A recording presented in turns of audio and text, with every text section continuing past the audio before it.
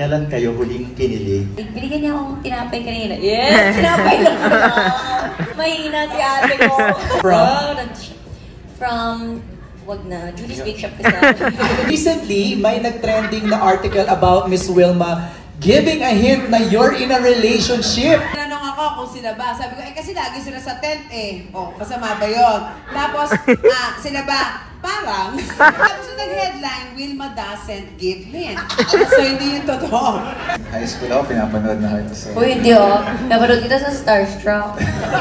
Sumasayaw ka pa. So, pinapanood mo na ako ng mga panahon. Yeah! Actually, bumoto ako.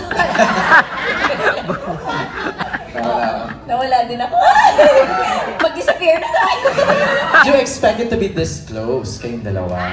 Hindi talaga. Kasi hindi ko alam paano ko siya kakausapin eh.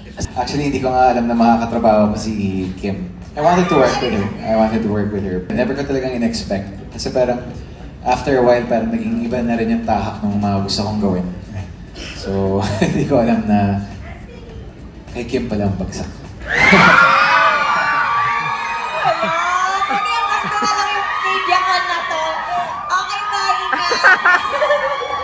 Paano ko sasagutin yun? Yes! Alam mo ba, hindi ka nagsubo. Sorry kay sarili ko, diba? Mukhang delikado na ako.